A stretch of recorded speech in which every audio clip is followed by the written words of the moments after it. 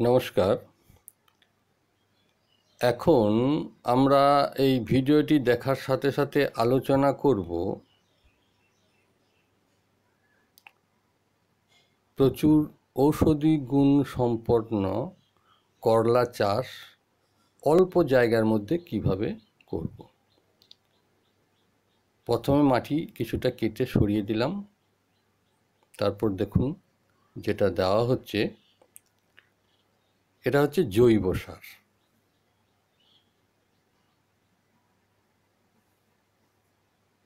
যেটা আমরা কম্পোস্ট বলে থাকি, যেটা বিভিন্ন পাতা, সবজি খোসা ইত্যাদি পচিয়ে তৈরি করা হয় কম্পোস্ট সার। আর আমরা একদম রেডিমেড জৈব সার পাই, সেটা হচ্ছে গরু, মহিষ ইত্যাদির গোবর থেকে। সেই গোবরটা কিন্তু সরাসরি টাটকা ব্যবহার না করা উচিত, কারণ টাটকা সারে গাছ জ্বলে যেতে পারে। একটু পুরনো সার ব্যবহার করতে হবে। এখানে আমার গোবর সার এবং কম্পোস্ট সার দুটোই মিশ্রিত আছে।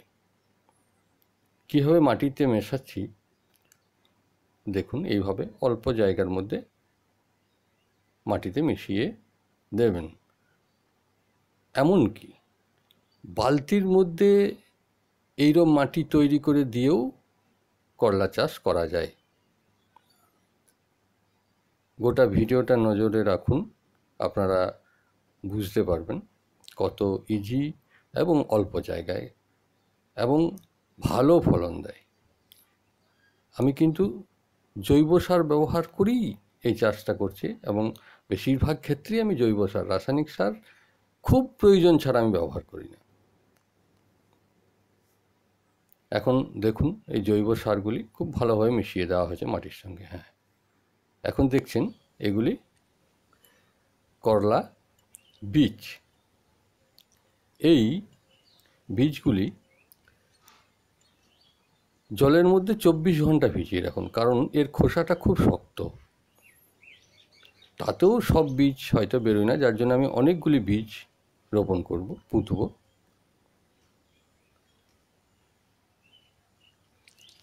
মাটির থেকে বড় জোর 1/2 ইঞ্চি নিচে বীজগুলিকে দেবেন। খুব নিচে করলা বীজ যদিও চাপের ওপর বেরিয়ে যায়, তবু 1/2 ইঞ্চিতে খুব বেশি হলে 1 ইঞ্চি, তার বেশি নিচে যাবেন না। মনে রাখবেন, প্রথমে একটু গর্ত খুঁড়ে তাতে জল দিয়ে তারপরেও বীজটা দেওয়া যায়। আবার আমি যেভাবে দিচ্ছি, এই মাটিটা একটু স্যাঁতস্যাঁতে আছে, রস আছে আর কি, আমি এইভাবে বসিয়ে তার উপরে জল দিয়ে দেবো মাটিতে। যেটা বলছিলাম, করলা যার মধ্যে খাদ্য গুণও যেমন আছে, তেমনি ঔষধি গুণও আছে। সরাসরি করলা, কাঁচা করলাও অনেকে খায়, খেতে যারা পারে, প্রয়োজনের খাতিরে খেতে হয়। সেই করলা যদি এই জৈব সার ব্যবহার করে বাড়িতে তৈরি করতে পারেন, ওর থেকে ভালো জিনিস আর হয় না। কারণ বাজারে যেগুলো বিক্রি হয়, প্রচুর পরিমাণে রাসায়নিক সার ব্যবহার করা হয়ে থাকে, কারণ সে ব্যবসা ভিত্তিক চাষ করে। দেখুন কিভাবে জল দেওয়া হচ্ছে। আপনি আপনার জায়গা নেই, দেখেছেন আমি সেলফ ওয়াটারিং পট কিভাবে তৈরি করি, বড় বালতিকে নিয়ে, কি সরাসরি বালতির মধ্যেই নিচেতে ফুটো করে ওয়াটার ড্রেনেজ যেটা বলে, হোল বলা হয়, সেইভাবে আপনি বালতিতে লাগিয়ে দোতলার উপরে বেলকুনিতে আপনারা প্রথমে নিচে চারাটা বের করে নিলেন ফাঁকা জায়গায়, তারপর বেলকুনিতেও চাষ করা যায়। আমি গাছটাকে মাটিতে তো রাখবো না, দেখছেন দেওয়ালটা, আমি নেটের সাহায্যে গাছটাকে দেওয়াল জুড়ে রাখবো। এই দেখুন একটা মাত্র গাছ ফুটেছে, বাকি গাছগুলি এখনো ফোটেনি চারা। কিন্তু জল নিয়মিত দিতে হবে। মাটি যখনই দেখলেন, পুরো শুকিয়ে গেলে হবে না কিন্তু, মাটি যখনই দেখবেন যে একটু রস কমে গেছে, রস মানে একটু শুকনো শুকনো ভাব হয়ে গেছে, সঙ্গে সঙ্গে জল দিয়ে দেবেন। প্রথম দিকে জল একটু ভালোভাবেই দেবেন, কারণ রস খুব কমে গেলে গাছটা কিন্তু বেরোবে না। করলা গাছ না, আরেকটা ফুটেছে, আরেকটা চারা ফুটেছে বীজ থেকে। যাই হোক, গাছ বড় হলেও মাটি রসা আরেকটা ফুটেছে। দেখুন, একসঙ্গে সব বেরোচ্ছে না, এই যে 3টে হলো, এনাফ।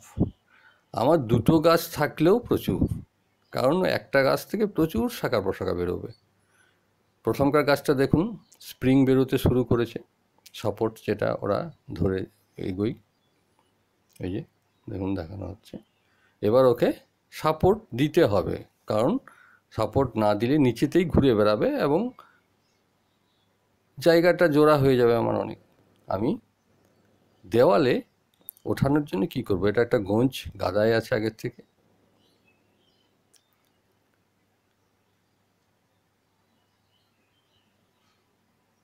এবারে দেখুন গোঁজটা কিভাবে গাঁথবেন। পেরেক, প্রথমে ওয়ালটা প্লাস্টারটা একটু শক্ত হয়, একটা হোল পাস দিয়ে ঠুকে ঠুকে প্রথমে হোলটা একটু করে নিলাম। দেখছেন, একটা বড় 4 ইঞ্চি সাইজের পেরেক, সেটাকে ঠুকে ওইটার মধ্যে একটু শক্ত করে এঁটে দিলাম। কোনো দিন আপনার প্রয়োজন না থাকলে সাঁড়াশি দিয়ে তুলেও দিতে পারেন। ঠিক ওইটার সোজাসুজি নিচেতে আর একটা পেরেক, প্রথমে দেওয়ালটা হোল করে নিয়ে গেঁথে দিচ্ছি। এই দিকে উপরের পেরেকটা দেখালাম রয়েছে, নিচের পেরেকটা গেঁথে দেওয়া হচ্ছে। মোটামুটি হাইট দেওয়ালটার ওই 6 ফুট, 6.5 ফুট, আর এই চওড়াটাও প্রায় 6.5-7 ফুট। এই যে দেখছেন, এটা নাইলনের নেট। নাইলন বলতে আমরা ওই গাছই হয়তো ছাগল গরু আটকানোর জন্য, বেড়া দেওয়ার জন্য এই জাতীয় নেট বাজারে কিনতে পাওয়া যায়। যেখানেই চাষবাসের ব্যবস্থা আছে বা এই জাতীয় নেট এখন প্রায় অ্যাভেলেবেল সব জায়গাতে।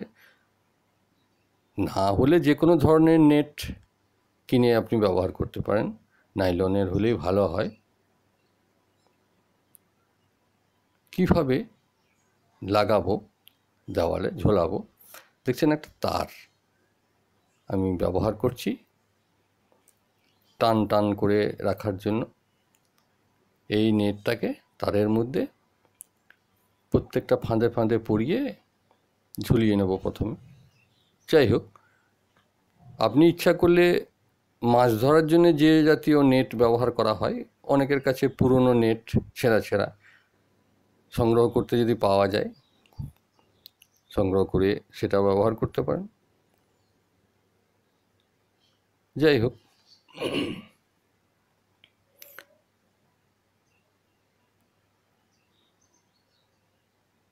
তারটাকে টান করে বেঁধে দেওয়া হলো, উপরের অংশটা ঢুকিয়ে দেওয়া হয়েছে নেটটাকে, আবার সাইডের অংশগুলোকেও ওই প্রত্যেকটা ফাঁদে ফাঁদে ঢুকিয়ে ঢুকিয়ে নিচে যে পেরেকটা দিয়েছি ওটাতে টান দিয়ে দেবো। কারণ কি, অনেক সময় গাছগুলো যখন প্রচুর হয়ে যাবে ভারীতে, সাইড থেকেও টেনে জড়ো হয়ে যায় নেটটা, সেটা যাতে না হয় তার জন্য সাইডের টানগুলোও দিতে হয়। এই পদ্ধতিতে যেটা বলছিলাম, যে আপনি বালতির মধ্যে চারা তৈরি করে আপনি দোতলার উপরে যে আপনার কার্নিশ না পিরাপিটগুলো আছে ছাদের, তার সঙ্গে এইভাবে নেট দিয়ে আপনি চাষ করতে পারেন। শুধু করলা কেন, শশা আমি পরবর্তীকালে দেখাবো, আর অন্যান্য চাষ, এখন করলাটা দেখাচ্ছি। এই পদ্ধতিতে আপনি যে কোনো চাষই করতে পারেন।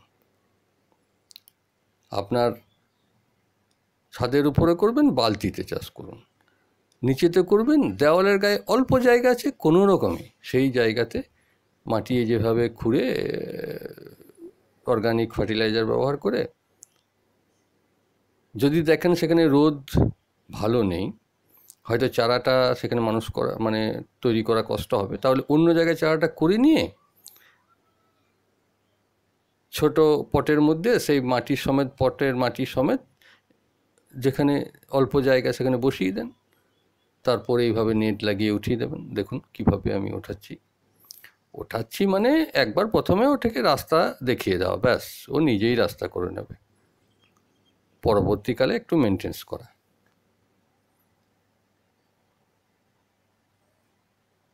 দেখুন আমি আবার দেখাচ্ছি কিভাবে চারিদিকে টান দেওয়া আছে নেটটাকে। কয়েকদিন পর দেখুন কিভাবে স্প্রিংগুলোর সাহায্যে, স্প্রিং বলছি ওর সাপোর্ট বা হাত, ওর আমরা যেমন হাত দিয়ে ধরে ধরে উপর দিকে উঠতে থাকছে। ব্যাস আরও কিছুদিন পর দেখুন কিভাবে গাছটা ছড়িয়ে যাচ্ছে। ওই 3টে চারাই আছে কিন্তু আর বেরোয়নি। আমি বললাম না মানে সব বীজ থেকে বেরোই না, সাধারণত বেরোই না, রেয়ার। যাই হোক, সেটা তাহলে আঁকুর করতে হবে গরম জায়গাতে। যাই হোক, কীভাবে ছড়িয়ে যাচ্ছে দেখুন। এবার কেবল যদি কোনোটা ঝুলে যায় সেটাকে একটু নেটের সঙ্গে লেপটে দেওয়া, যেভাবেই হোক শুধু দিয়ে বেঁধে। ফুল ফুটতে আরম্ভ হয়েছে। এবার ওই যে 2-4টা দেখুন ওই যে জালি পড়েছে, ছোট ছোট ছোট। যেটুকু না দেখালে নয় সেইভাবে আমি দেখাচ্ছি। ডেলি একবার করে তার ভিডিও করা সম্ভব নয়, তবু ওই কিছুদিন পর পর একটা করে ভিডিও রেকর্ডিং দিয়ে এই ভিডিওটাকে তৈরি করছি। দেখছেন এগুলো সব ছোট ছোট ছোট ছোট জালি এসছে সব।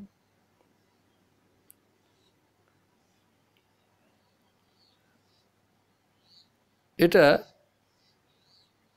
খুব বড় নয় আবার খুব ছোটও নয়, মাঝারি সাইজের জাত।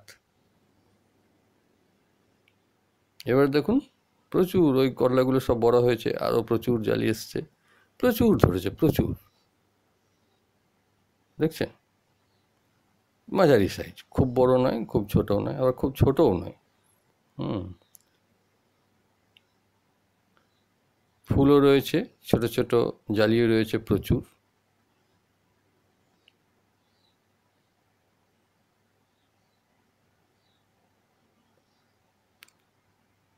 বাড়িতে যখন চাষ করবেন যথাসম্ভব জৈব সার দিয়ে, অর্গানিক ফার্টিলাইজার দিয়ে চাষ করার চেষ্টা করুন, কারণ আপনি তাহলে ভালো জিনিসটি, সতেজ জিনিসটি খেতে পারেন। কারণ বাড়িতে চাষ করবেন খাবার জন্য, এটা সবসময় মনে রাখবেন। তাতে যদি ফলন একটু কম হয়, এটা যদি আমি রাসায়নিক সার দিয়ে দিতাম না, তাহলে গাছগুলো দেখার মতো হয়ে যেত, হয়তো ফলগুলো আরও বড় হতো। কিন্তু সেটা তো ঠিক নয়, কারণ আমি খাবার জন্য চাষ করছি। তবে জৈব সার যদি ঠিক মতো মাঝে আবার দেওয়া হয়। যাই হোক, ধন্যবাদ আমার এই ভিডিও দেখার জন্য।